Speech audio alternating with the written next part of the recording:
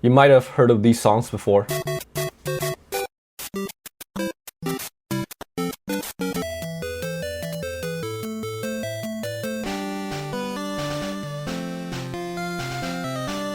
They sound really fun, partially because of the use of what's known as 8-bit instruments from the 70s, or low-fidelity instruments that sound something like...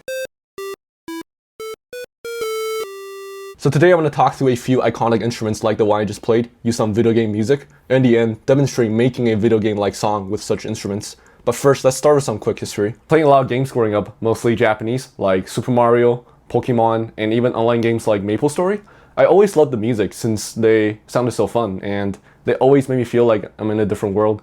After growing up and learning music theory in school and playing guitar for over 13 years now, I realized that it's due to the use of these 8-bit instruments that I talked about earlier. Essentially in the 70s, when video game consoles started coming out, like the Atari for Pac-Man, there were very limited computer chips and sound processors in these devices, so the sounds available to the video game composers sounded rather low quality, or chiptune as they would call it. Not to mention, they're also forced to keep the composition simple, since the memory on these devices didn't allow for super long songs or lots of layers.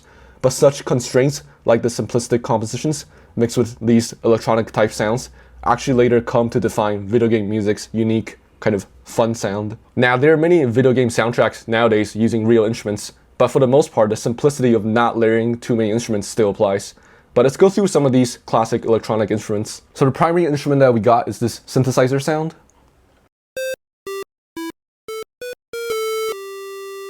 This just screams video game. It's used on countless classics like...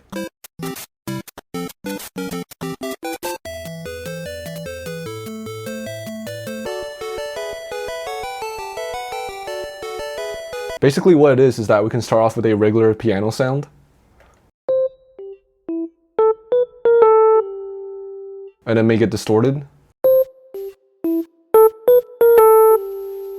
And then make it sound lower quality. Now it sounds way more video game-like. It's really this fuzzy, grainy, and low fidelity quality that makes it sound like a video game, like not real. Another thing is that these sounds don't linger. They don't have that natural spaciness like on a nice grand piano. It's way more choppier, like. Along with this choppiness, when playing a melody on a song with this kind of sound, it's common for the melody to be jumpy versus straight. Take Super Mario for example. If I played it super upbeat and straight, it'll sound like...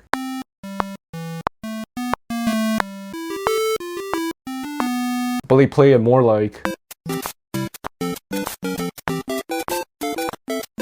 The syncopated jumpy rhythm, along with the buzzy sound, really helps make the melodies on video games stand out. If you're interested in learning about similar retro synth sounds used on pop music today, check out this video where I go over why new songs today all sound so nostalgic. Moving on to the background rhythm instruments, we got this smooth bass tone like...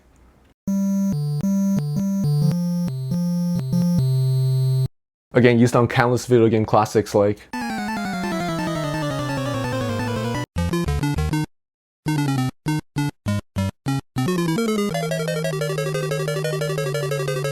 It serves as a nice contrast to the choppy, buzzy synth sound from earlier for the melody with this smooth, deep, humming sound that just kind of lingers.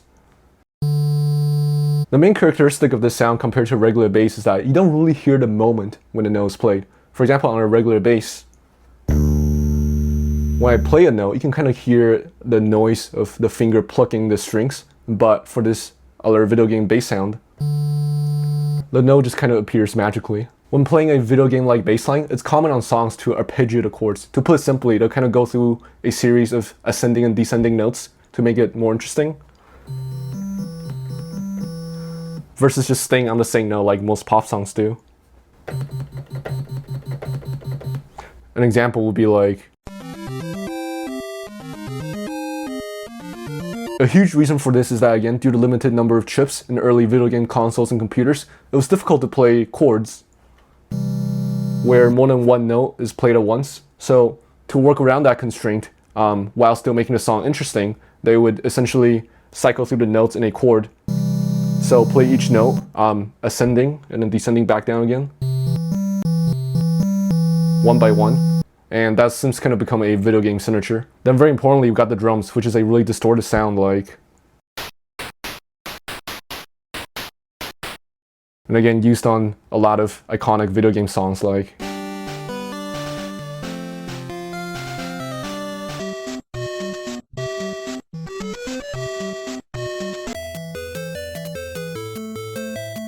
It's really this super noisy, crunchy, and sudden sound, like taking regular drums sounds for example. It sounds way smoother, whereas this video game drum sound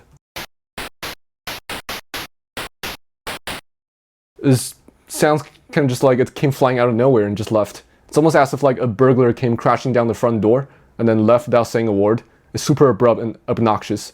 But that's also what makes it cool and stand out with all the other instruments playing. On video game songs, when playing drums with this sound, it's common to keep it super simple and omit the kick sound, leaving just the hi-hat and snare sounds, since again, this sound could be rather intrusive, so a kick could be too much. Finally, using all the instruments we just discussed and how they're commonly used, I want to make a quick video game-like beat from scratch. So I'm going to start with an arpeggiated bass line that goes like...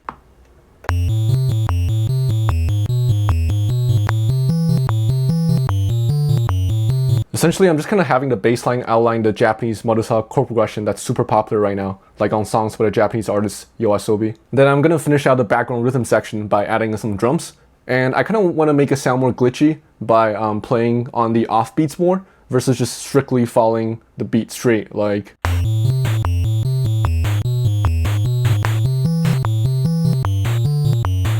Next, I'm going to record some melodies on top. And again, I want to give the beat a more glitchy feel by using a less straight, more syncopated, laid-back rhythm that plays the drums I just recorded, like...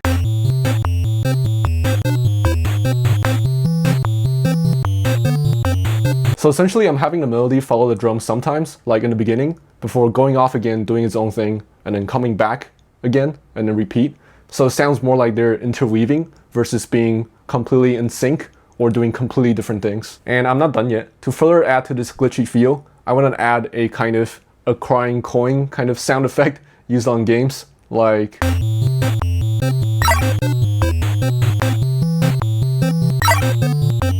Essentially here, I'm just playing a series of notes really fast to give it that kind of sound effect in video games when you bump into a coin and acquires it.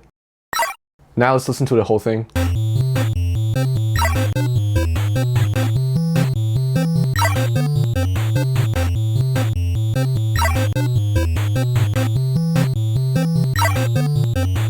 By using low fidelity sounds coupled with simplistic compositions, video games are able to create a really fun atmosphere for the players through the music. If you're interested in learning more about other popular trends in music, check out this video I go over why artists all sing so quietly now. I'll see you guys in the next one. Thanks.